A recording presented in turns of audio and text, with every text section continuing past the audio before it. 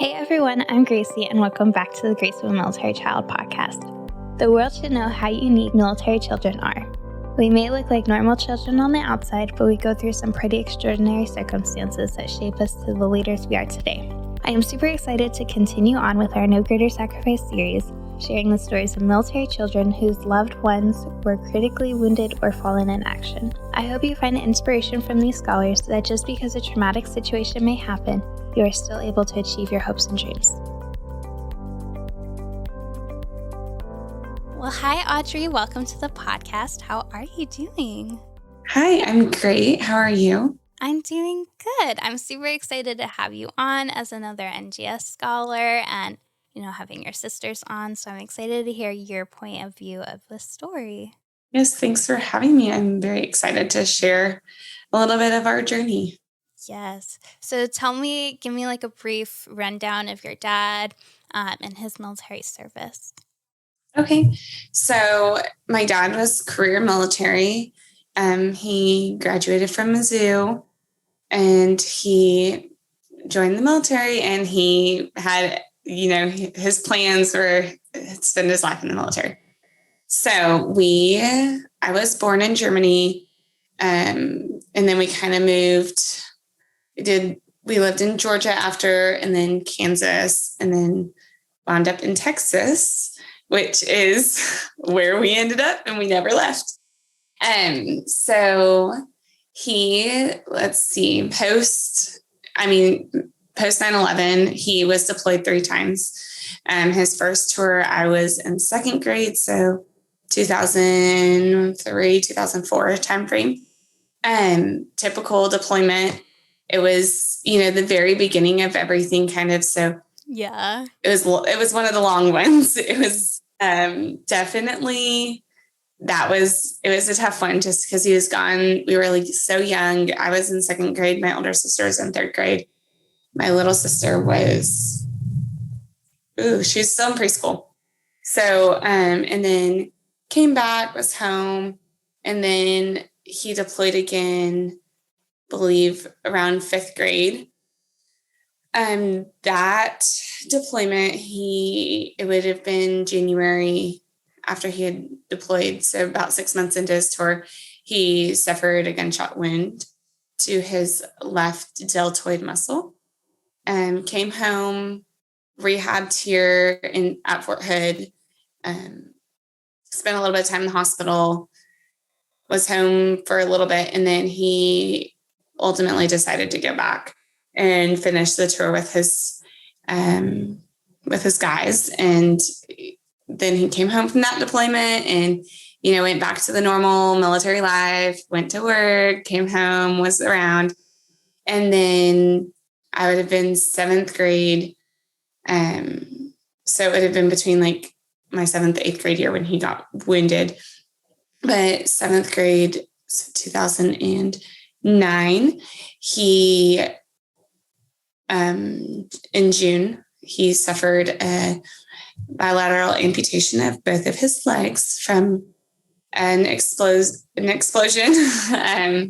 So he was, during this time, his battalion was signing back, helping the Iraqi government transition back to kind of running their own government in their own cities.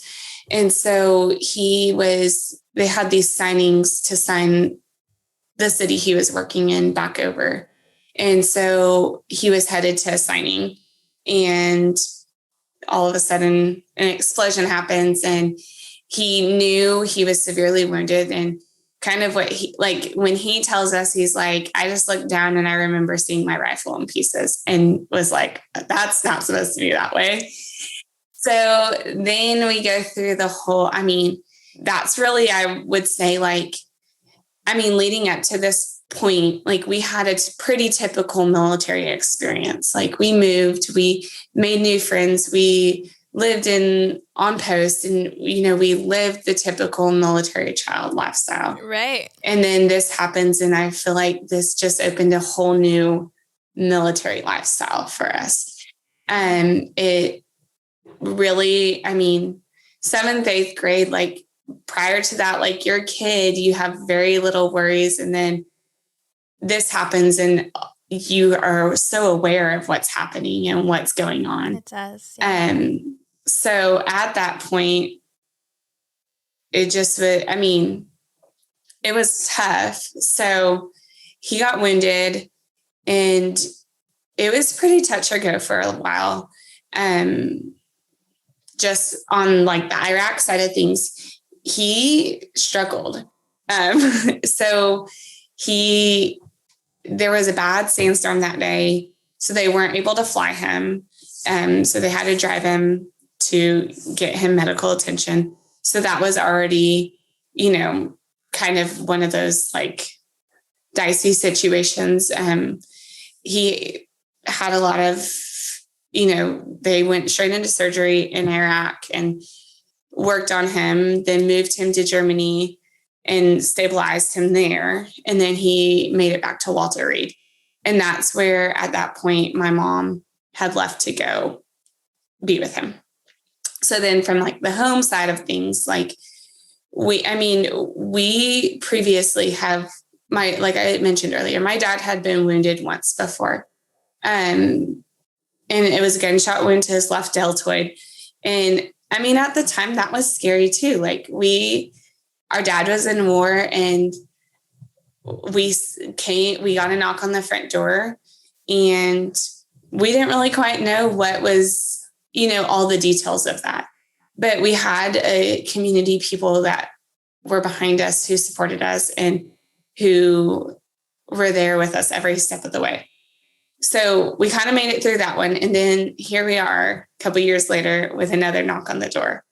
And this one, you could just tell. So like my mom went outside and we were watching from the inside of the house, just trying to figure out, like, it's a Sunday morning. We're getting ready for church. Like, who are these people knocking on our door and what's going on?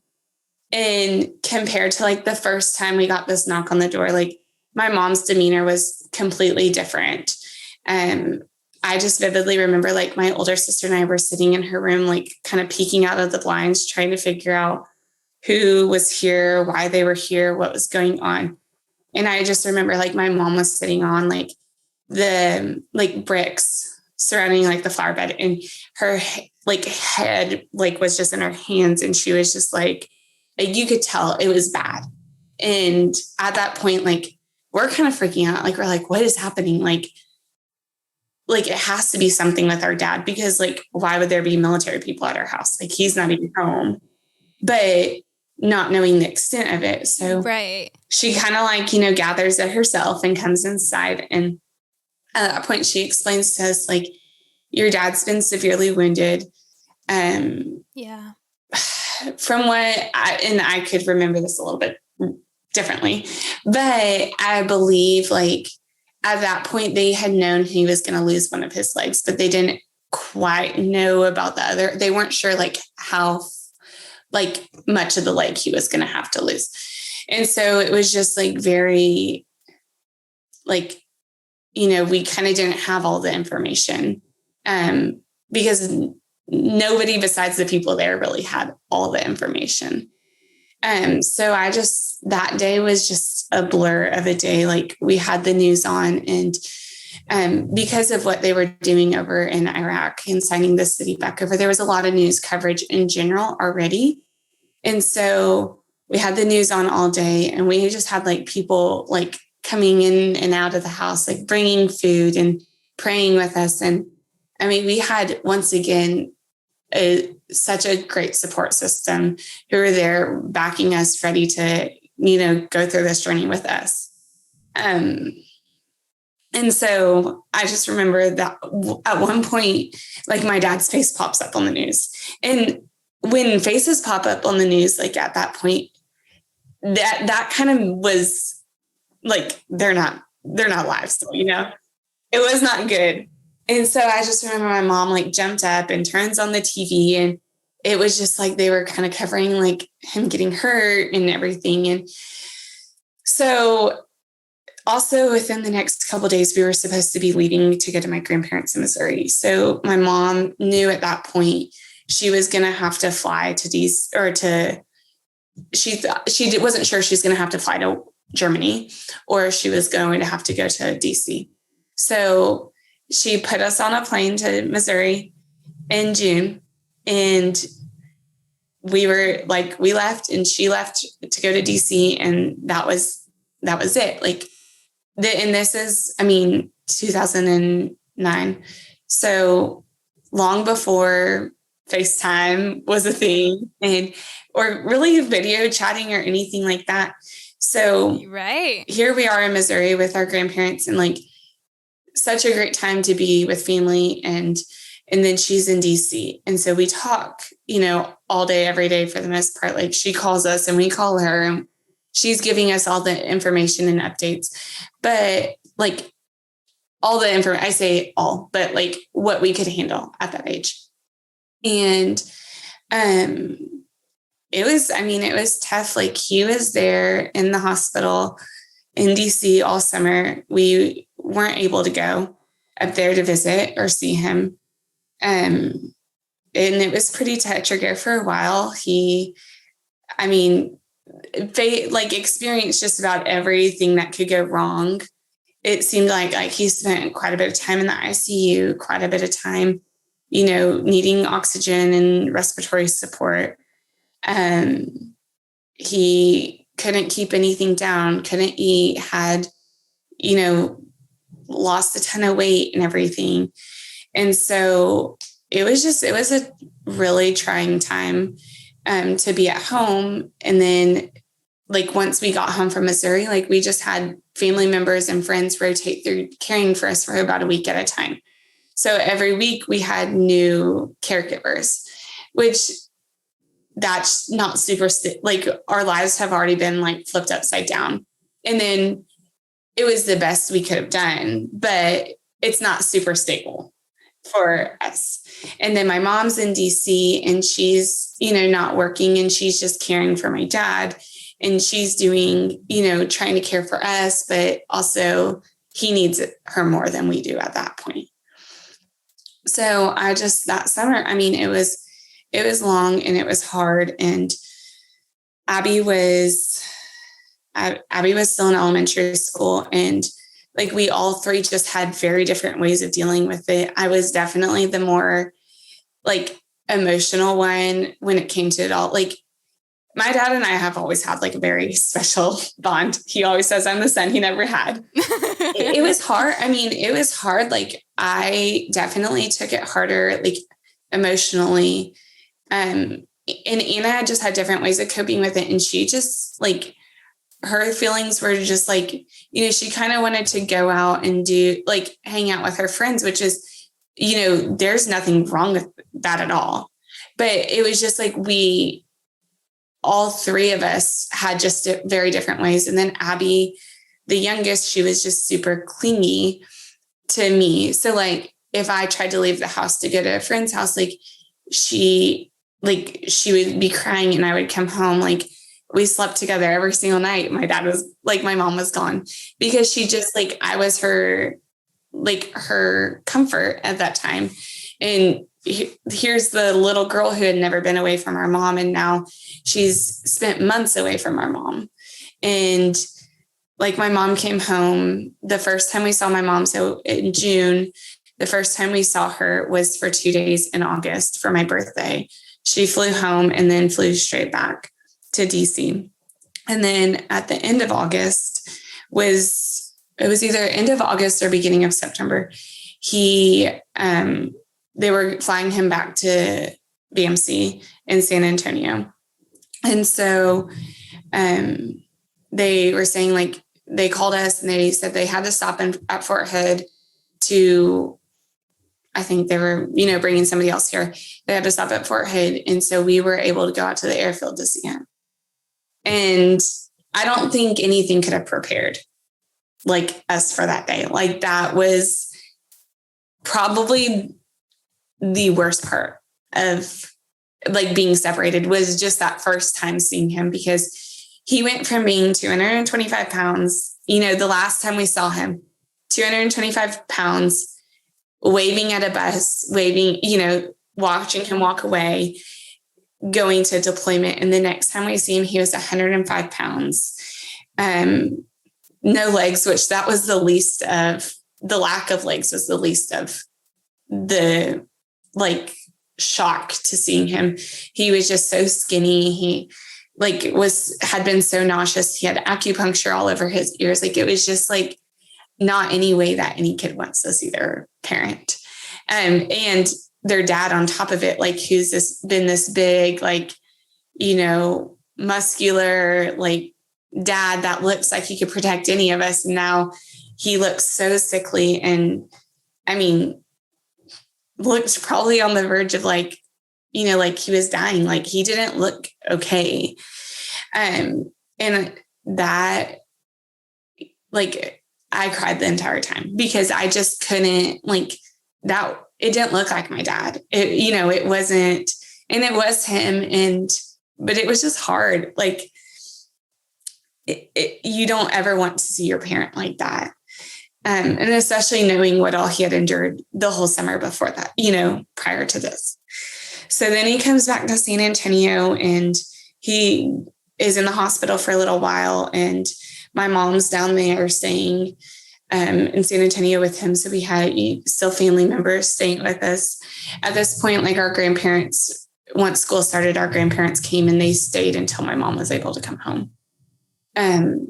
But we would go down there and visit him in the hospital, it was such a blessing for him to be back and us to be able to go spend time as a family on the weekends with our mom and our dad. And she would take breaks from the hospital and take us to go do things that kind of just made it a little bit more normal.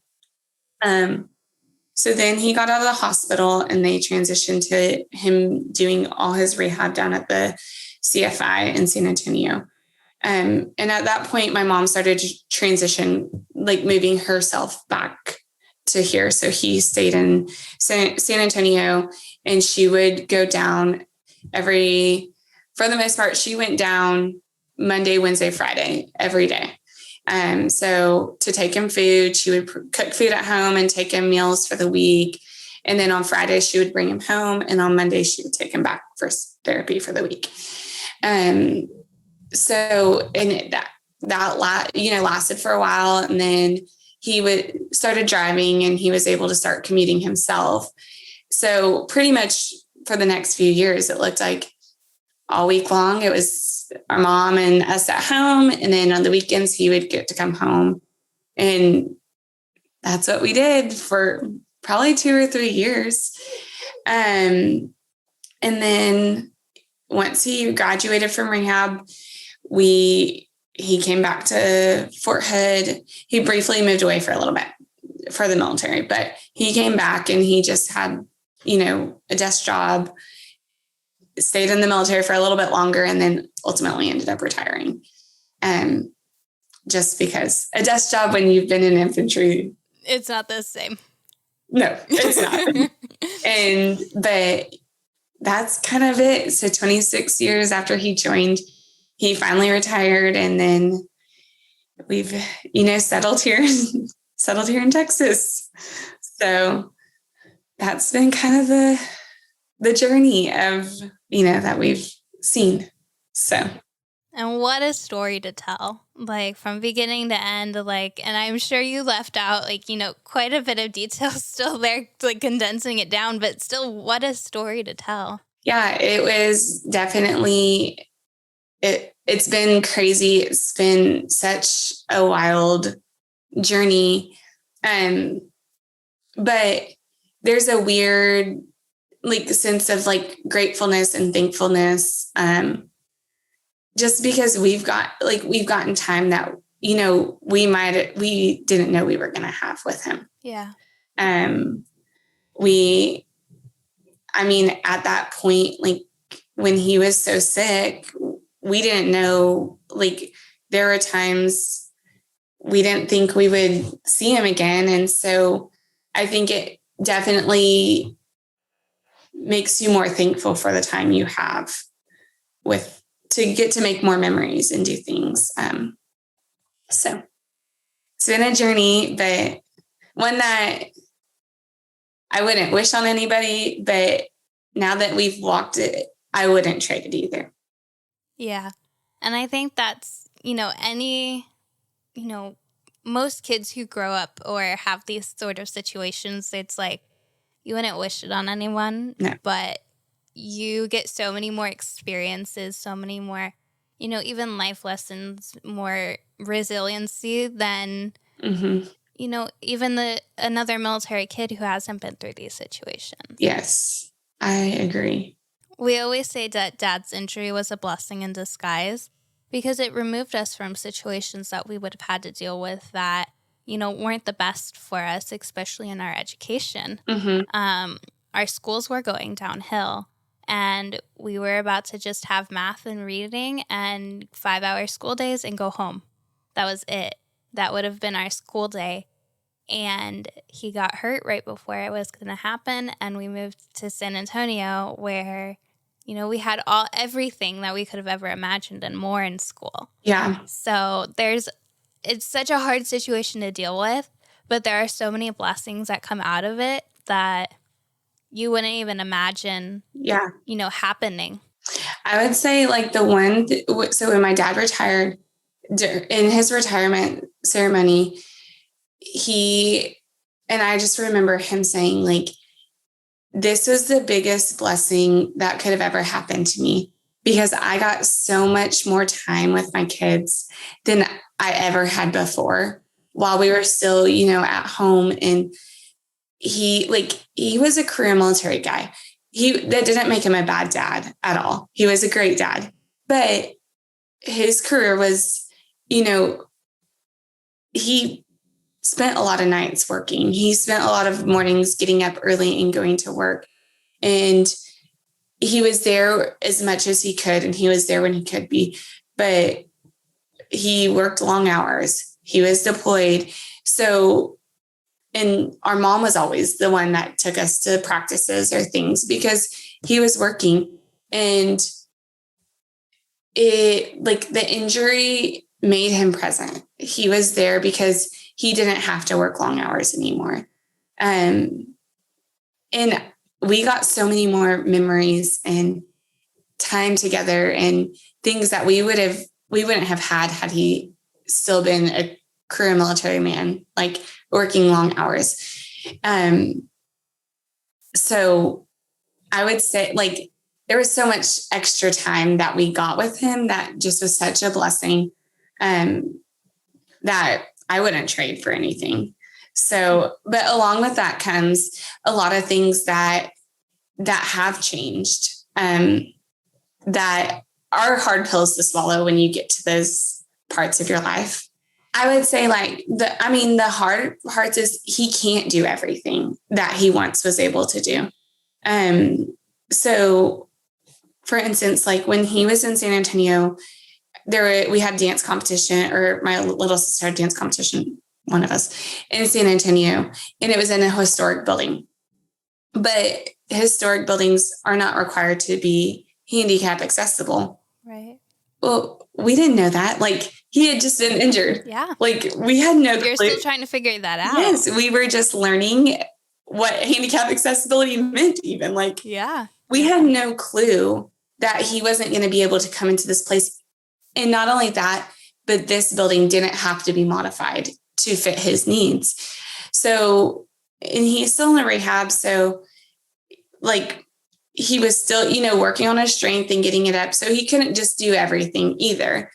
So we get in there and we're like, what the heck? What are we going to do? Like we're just going to have to take him back, I guess. And at that point, but whereas it was so frustrating and disappointing, there were so many people who came around us, like people that we didn't even know, that were like, how can we help you get in here? Like, what can we do to help?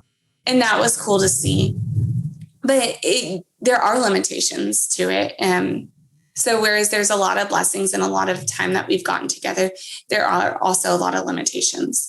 And like another thing that I think just once the shock has worn off and, time goes by and I've seen how my dad's mobility is or whatever. There were things like, will he ever be able to walk me down the aisle? Well, we have our first daddy-daughter dance. And if we don't, like, it's going to be okay. But those are the things that you look forward to as a little girl growing up. Like, those are the things that you plan on. And so, like, when I started looking for wedding venues, it was like, we wanted to find something where he didn't have to walk down like a grassy aisle. Like, we didn't have to be in the grass because that's hard. And then ultimately I picked a destination wedding, and that was also a whole blessing because it was our first beach vacation as a family 10 years after he got hurt. And it was so cool because we went, he's always sent us on the beach vacations. He stays back. Yeah. But we went and he enjoyed himself, and we got him to participate and do things and go out on a sailboat and like things that he's always just said, like, oh, I can't do, we got him to do it. And then come wedding day, like, he walked me down the aisle. There was a little drama involved in it, but we did it. Like, and then we had our daddy-daughter dance, and it might have been just a sway in one spot, but still, those are the things that little girls look forward to. And those are the things that at one point we thought, like, this could be taken away from us. And, but we, you always make it work. Yeah. You figure out a way, you make it work, you make the best of it. And that's what we did. And it ends up being so much more of a blessing than it could have been before. It's way more special after the fact, but you figure out ways to make it work, I feel like. Yeah. And I mean, we were just talking about Disney beforehand too. And that's a whole nother, not to sound like, I can't think of the word right now, but, it's a whole nother roller coaster. Mm-hmm. Like, most of the rides when he first got hurt were not adapted, like, for him to be able to ride in his wheelchair. And so while it wasn't an issue as much for us as it may have been for others, he had to transfer from his wheelchair to the carts. And what if there was a day where he couldn't walk, he couldn't stand, then, he couldn't do that ride and he had to miss out on it, let alone with his TBI, throwing him off. He can only do one roller coaster, if that, per day with us, where, we used to go to water parks and, our first Disney trip as a family, like, we did all these things together because it was, it was the daddy-daughter and, it's just that family experience. But yeah, it changes with adaptability. It does. And I do feel like, when we do things, not that he's slow, but we do it at a slower pace. But also that's helped us slow down and enjoy the thing. Instead of rushing through it, we're slower, but we enjoy it. We enjoy more time together, family time together. We get to enjoy a little slower paced life together, but we're all together and it's good. There's those things that you don't even think that you have to think of, such as, getting into those buildings or, trying to find a wedding destination where you have, room where he can comfortably walk you down the aisle or, find a way where you can have that daddy-daughter dance. Like, there's so many things that you have to think of now where you wouldn't have had to think of before. Well, and another thing is just like with leaving the country for the wedding. Like, I didn't realize, like, I mean, in my 20s, I didn't realize other countries don't have to have handicap accessibility. Right. And like, though I always just thought, like, okay, that's a standard thing. Like, people are in wheelchairs all across the world. Like, how you would think it's standard. Yes. How does this not have to be a standard thing? And once again, like, we went to another country and their idea of handicap accessibility is a little different than it is here. Yes. But we made it work and it was great and it was fun. But that's just I think that's a kind of a hard pill to swallow, that like, we can't do everything we want to, because there's not like leaving the country, going other places, like they don't have the same requirements we have. And so things might not be accessible for him. So, you just have to do a little bit more research and find what you can do to make it work. It's a different lifestyle. So. Yeah, and you learn to live through that and adapt to it, as you move forward. And there's always something that comes up that you wouldn't have thought of either. Yes. You're always learning through kind of what needs to happen. And, yes. Even now that you're married, and I'm sure you're still learning that, different accommodations or, things like that need to happen to ensure your dad's safety even. Yes, for sure. So tell me a little bit about how you guys got involved with No Greater Sacrifice and what they've done for you guys. So No Greater Sacrifice, like, I don't have enough good things to say about. I don't just the organization as a whole, and not even that, but every individual that I've come across within No Greater Sacrifice, whether it be people on the board or mentors or families and children of fallen and severely wounded soldiers. Like, I don't have enough words to say about No Greater Sacrifice. But so No Greater Sacrifice initially came to us when my dad initially got wounded. My parents met them up in DC, and kind of one of the big things is they were like, your girls are going to college. They're going to be covered. Like, you don't need to worry about their future. Like, we will take care of their future. And talk about like a huge weight lifted off of everybody's shoulders.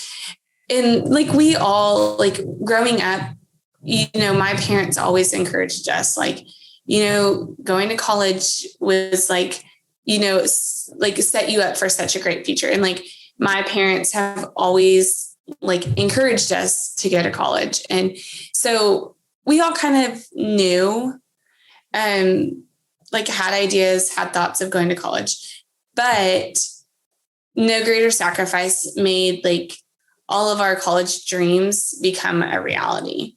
And on top of it, made it to where we could graduate from college debt free. And I think that is a huge weight lifted off of any child's shoulders. But initially, when they came to us, we were in middle school or early high school or elementary school.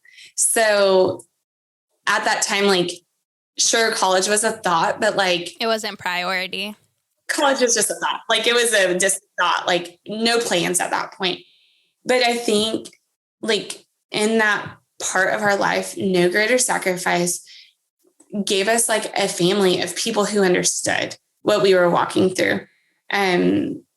Because we started doing things with No Greater Sacrifice pretty quickly after that, like while maybe middle school and high school, like we started attending things with No Greater Sacrifice and meeting board members or meeting with Rebecca or Cannon, and they mentored us through that phase of our life too. But it also gave us kids and other adults and people who just truly like have walked in our shoes, whereas a lot of our friends, like military friends, hadn't walked our shoes. So they didn't understand the things that we've struggled with or the things that we've walked through with our dad's journey. But it was kind of like you get with these people and like, it just feels different. Like, it feels like you're a family connected by something tragic happening in all of your lives. And I always say, like, this is not something that anybody wants to be a part of. Like, this isn't something that people want to happen to them or wish. Like, it's not a club that any kid wants to be a part of, but here we all are. And like, we've all accepted it and like, had to learn from it. But it's just so like, so I think growing up, like it was just so cool to be with other kids who've struggled in the same senses we have, or have had different struggles, but all related to their parent being wounded or fallen in war. So then though, as we kind of got closer to college, like the mentorship aspect of No Greater Sacrifice, like really helped us, like figuring out what we wanted to do with life, where we wanted to go. Once we knew what we wanted, like figuring out scholarships and everything like that, like they truly did it all. Like they helped us with every little thing. I remember like my freshman year of college, like Rebecca was always just a phone call away. Like I would be having a freak out about school and what am I doing with my life? I don't want to do this. Like, I don't know what I'm doing. And I would call her crying and she would like talk me off the ledge of like, what am I doing why am I going to be a nurse? Because like, this is so hard. And just like the mentorship aspect of No Greater Sacrifice, like truly is unmatched. Like, I don't think you can find people out there who care more about another person's education than the people at No Greater Sacrifice. And then I just say like, it's truly a family. Like you can go like to any of those people for any given thing and they are there for you. And like, they all just want to see every single one of us succeed.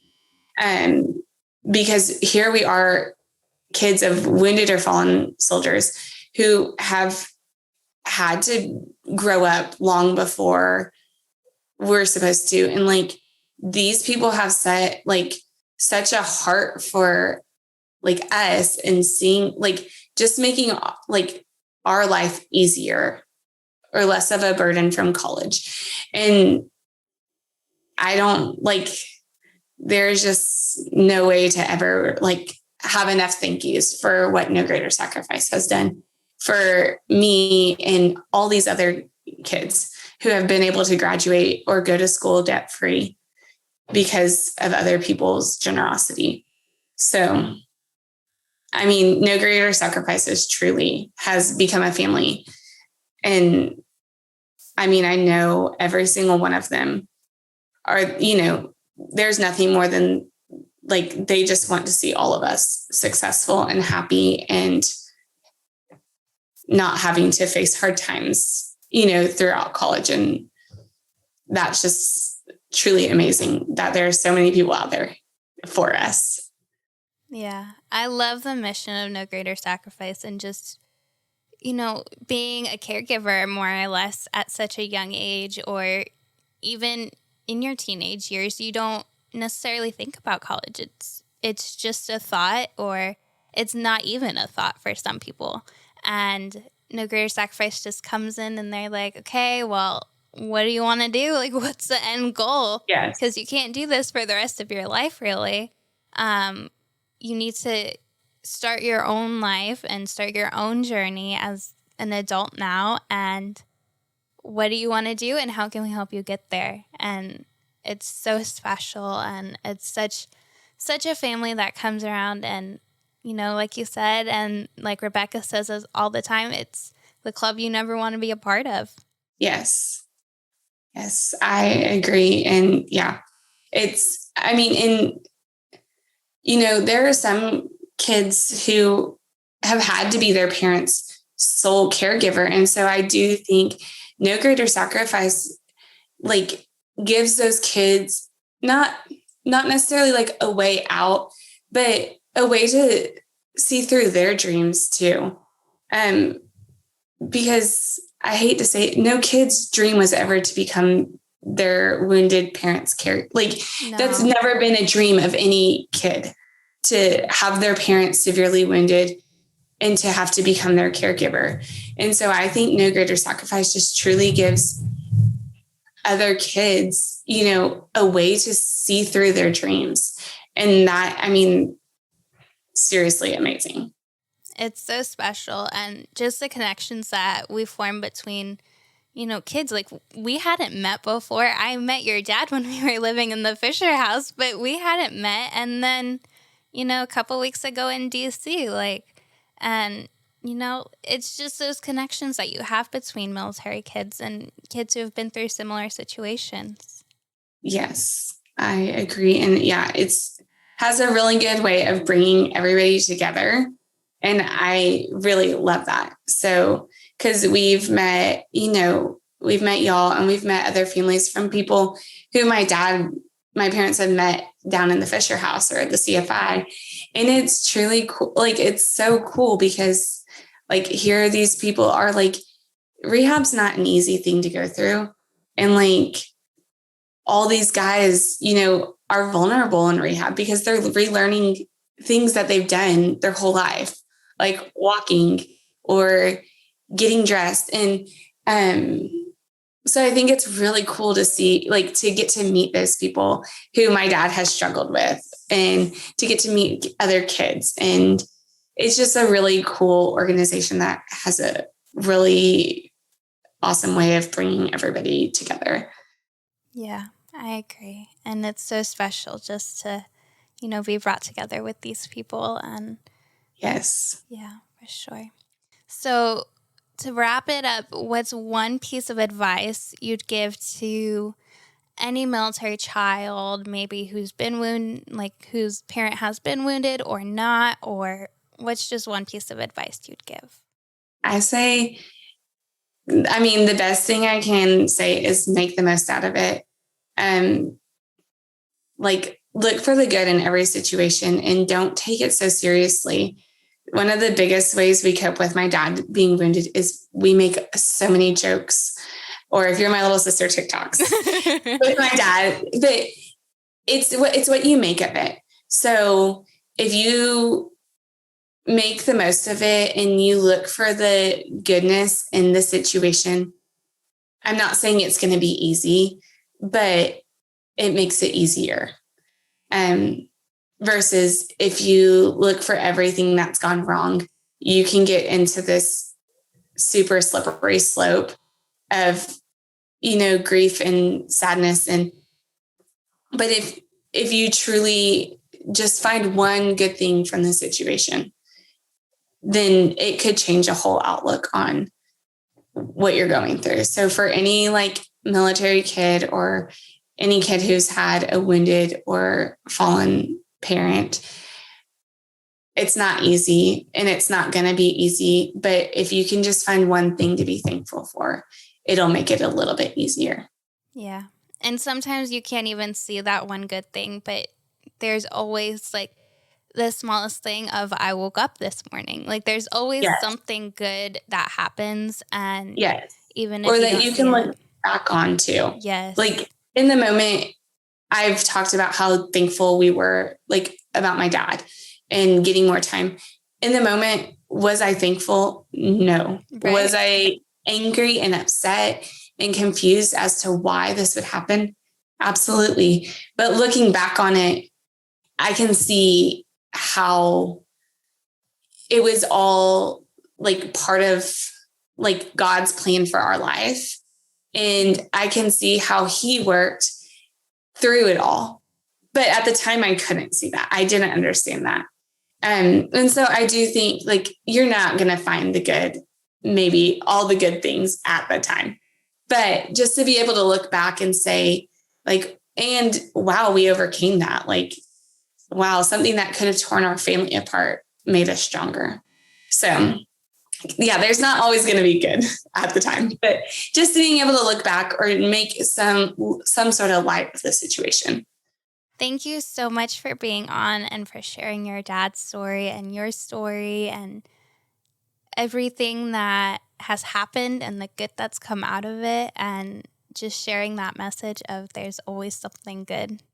Yes. Well, thank you for having me. I love to share my dad's, I love to share our journey because it's truly something that people don't see every day, and not everybody really can fathom everything. So Yeah, and you might see these guys walking around and you're like, oh my gosh, your life is over. Yeah. But no, it's not. There's so much more to life now than there ever was.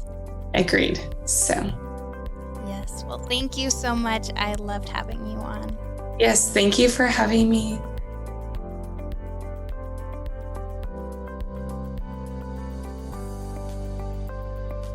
Thank you all for listening to this week's episode of Grace of a Military Child podcast.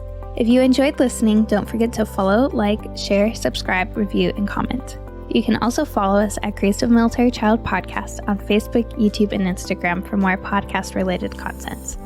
If you or someone you know is a military child who would like to be featured on the podcast, please send us a message to one of our social media platforms or send us an email to grace.of.a.military.child@gmail.com.